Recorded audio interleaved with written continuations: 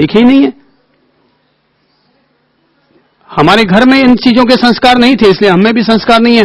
और जो लोग अंडा खाते हैं, मांस मिट्टी खाते हैं, शराब पीते हैं, वो कहते हैं कि हमने जन्म से ही इन चीजों का संस्कार देखा है, इसलिए हमें इनको खाने में बुरा लगता ही नहीं है। तो दोनों ही एक तरह के आदि हो गए आदतों के, उनमें वो संस्कार, इनमें ये संस्कार। जबकि अहिंसा तो एक जीवन शैली है, वो कोई धर्म पंथ की पहचान नहीं है, वो जीवन शैली है और जीवन के हर पहलू के साथ जुड़नी चाहिए। खाने के साथ भी अगर हम लोग विवेक पूर्वक खाते हैं, अगर हम खाने में सात्विक भोजन ग्रहण करते हैं, शाकाहार लेते हैं, तो हमारा भोजन करना यह भी अहिंसा है, अहिंसा का आचरण है। और न केवल आचरण है, वो अहिंसा का ध्यान भी है। वो अहिंसात्मक ध्यान हो गया हमारा कि हमने भोजन में अहिंसा का विवेक रखा, इसलिए वह कौन सा ध्यान हो गया? अहिंसात्मक ध्यान, इसलिए वो धर्म ध्यान है। इसलिए भोजन ग्रहण करना भी हमारे लिए धर्म ध्यान, ये बहुत बड़ी बात है। लोगों ने ध्यान का मतलब केवल ये लगा रखा है कि 1 घंटा तक अपने श्वासोश्वास पर ध्यान केंद्रित करना, अपने चित्त को शांत करना, एकाग्र करना, केवल यही ध्यान है। नहीं, ध्यान केवल बैठक खाने से जुड़ी हुई चीज नहीं है। ध्यान जीवन जीने की शैली है। ध्यान भी जीवन जीने की शैली है। अपने प्रत्येक कार्य को अगर हम ध्यान पूर्वक करते हैं तो हमारा हर कार्य ध्यान है, हमारा हर कार्य ध्यान है। यह बहुत महत्वपूर्ण बात है और अपन लोगों को अपने प्रत्येक कार्य को ध्यानपूर्वक करना सीख लेना चाहिए। एक ज्ञानी व्यक्ति श्वासोश्वास में अपने कर्मों की निर्जरा करता है। एक ज्ञानी व्यक्ति अगर यहां से कहीं जाता भी है तो उसके जाने से भी कर्म के क्षय हुआ करते हैं। समझ है और समझ के साथ, बोध के साथ, होश के साथ अगर अपन कोई भी काम करते हैं तो वो हमारे लिए कर्मों के क्षयोपशम में मददगार बनती है चीज। तो ज्ञान में तत्पर रहने वाले लोग धर्म ध्यानी हैं। शील अर्थात सदाचार, शील अर्थात ब्रह्मचर्य, उसमें जो लोग तत्पर हैं वे लोग भी धर्म ध्यानी हैं। किसमें? शील में, ब्रह्मचर्य में। अगर कोई व्यक्ति अपने जीवन में महीने में 5 दिन किसी ने सेवन किया और 25 दिन उसने ब्रह्मचर्य का पालन किया तो 25 दिन तो उसके धर्म ध्यान हुआ। उसके 25 दिन तक उसके द्वारा भोग परिभोग न करना अपने आप में 25 दिन का शील व्रत का पालन हुआ। और जो व्यक्ति शील व्रत का पालन करता है वह व्यक्ति धर्म ध्यानी कहलाता है। मन से, वचन से, काया से, मन, वचन और काया से जो व्यक्ति शील का पालन करता है वह व्यक्ति धर्म ध्यानी है। सेठ सुदर्शन जैसे लोग शील व्रत के पालन के कारण ही उनके शूली का सिंहासन बन गया। ये कोई सामान्य बात नहीं है। भले ही कहानी प्रतीकात्मक हो, भले ही एक तत्व को समझाने के लिए हमें ये घटना कही जाती हो, पर यह घटना हमें बताती है कि सेठ सुदर्शन, जिसे कि रानी के द्वारा आक्षेप लगा दिए जाने के कारण शूली पर चढ़ाने का आदेश हो जाता है, लेकिन वो अपने शील से डिगता नहीं है, शील धर्म पर अडिग रहता है।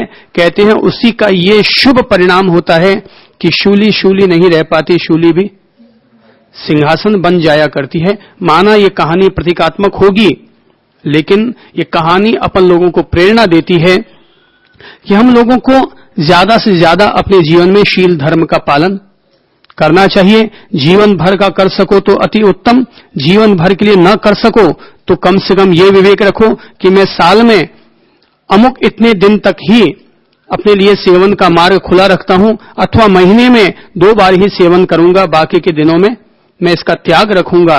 तो अगर हम लोग ऐसा भी करते हैं तब भी हम लोग कहलाएंगे कि हम लोग धर्म ध्यानी हैं। आखिर कोई व्यक्ति धर्म पथ का अनुयायी है, किस आधार पर उसका मूल्यांकन होगा? तो कहते हैं तुमने शील का पालन किया। व्यक्ति के पास उसकी पत्नी थी, पत्नी के पास उसका पति था, लेकिन फिर भी दोनों ने अपने जीवन में संयम रखा, अंकुश रखा। कोई विजय सेठ, विजय सेठानी बनी, तो कहते हैं, भगवान कहते हैं ऐसा करने वाला व्यक्ति धर्म ध्यानी हुआ करता है।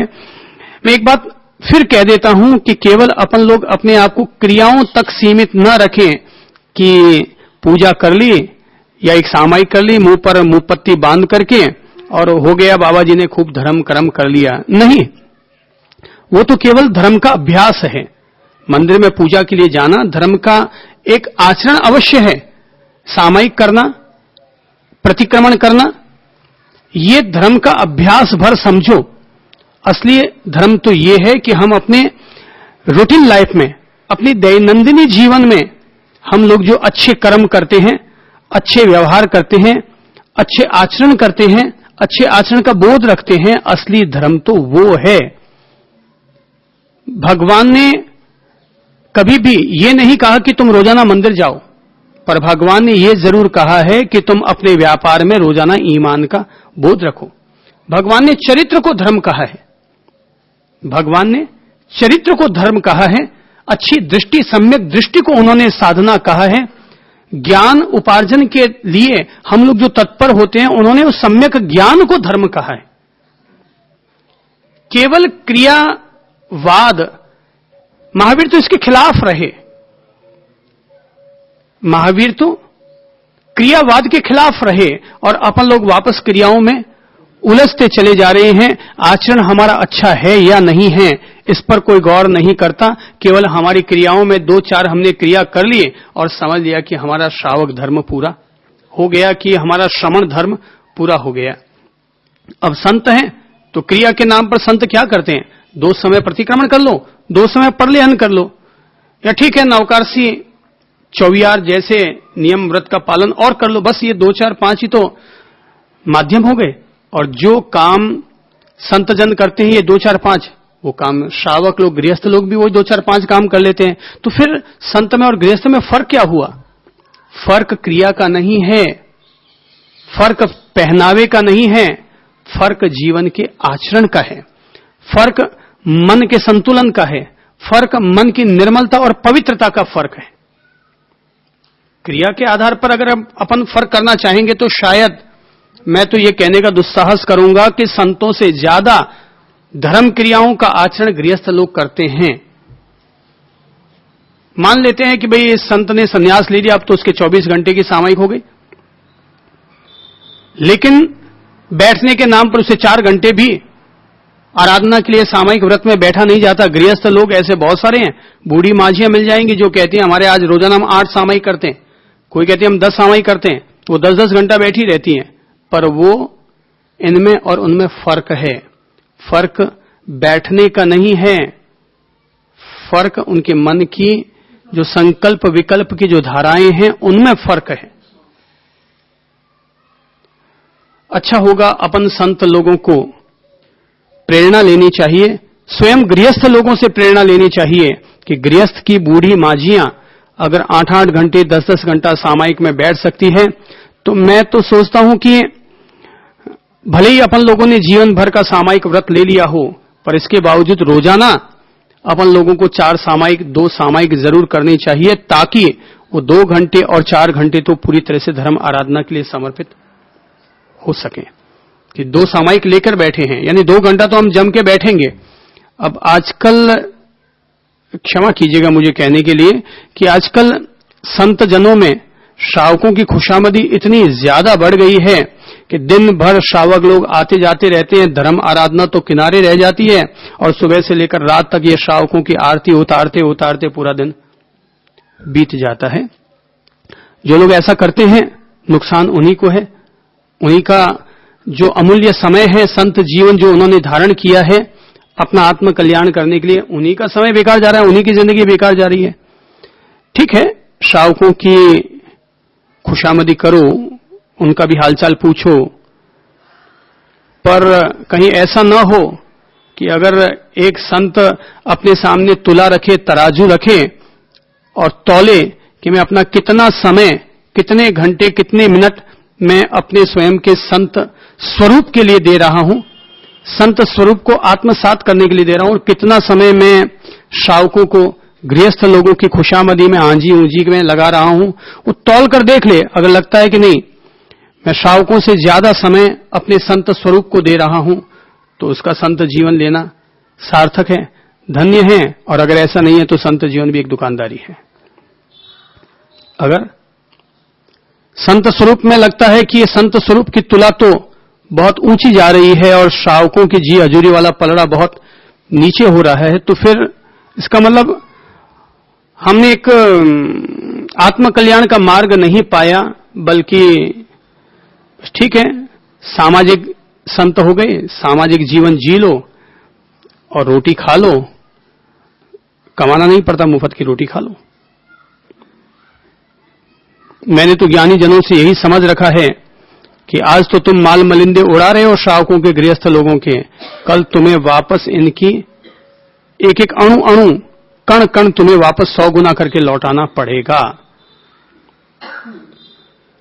जो लोग आज केवल मुफ्त का माल समझ के खाते हैं, उनको बैल बन करके, घोड़ा बन करके वापस उन लोगों को अपनी छाती पर ढो ढो कर तुम्हें वो सारे कण चुकाने पड़ेंगे। इसलिए मुफ्त का खाना बंद करो, मुफ्त का खाना बंद करो, क्योंकि वापस चुकाना पड़ेगा। यहां पर तो किसी का मुफ्त का नमक खा लो तो नमक का ऋण चढ़ जाता है, तो जब अपन किसी के माल खा लेंगे तो पता नहीं कितना ऋण चढ़ जाता होगा, लौटाना तो पड़ेगा। अपन लोगों को लौटाना तो पड़ेगा। अब ये फर्क ये है कि किस किस रूप में कौन आदमी क्या क्या लौटाएगा। अब आजकल संयम जीवन थोड़ा सा विराधक हो गया है, अब सामाजिक संत जीवन ज्यादा हो गया है।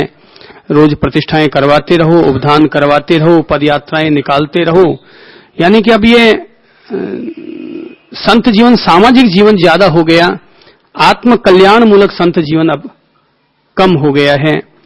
रोज लंबे लंबे विहार हो रहे हैं, पदयात्राएं हो रही हैं। अब पदयात्रा में व्यक्ति सुबह उठेगा, उठते वही चलो, सुबह चलो शाम को चलो। अब रोजाना जिस व्यक्ति ने 25 किलोमीटर पार किए हैं, अब थका हारा व्यक्ति क्या धर्म आराधना करने के लिए बैठेगा। कोई व्यक्ति गृहस्थ में है और दिन भर दुकान में थक हार करके फैक्ट्री से लौट कर आया है, अब वो व्यक्ति रात को उसको सोना याद आएगा या धर्म ध्यान करना याद आएगा। संत जीवन बहुत महान है प्रभु जी, जन्म जन्मांतर के पुण्योदय होते हैं तभी किसी को संत जीवन प्राप्त होता है। अब ये तो अपन लोगों को सोचना चाहिए कि अपन कितना तप त्याग करके अपने माँ, अपने पिता, भाई बहन, पत्नी, जो कुछ भी हमारे थे रहे, इतने इतने सारे संबंधों को छोड़ कर आए हैं, तो तुमने कितना बड़ा त्याग किया है। तो त्याग कहीं हमारा निर्मूल्य नहीं हो जाना चाहिए, वो त्याग हमारा कहीं बेकार नहीं हो जाना चाहिए।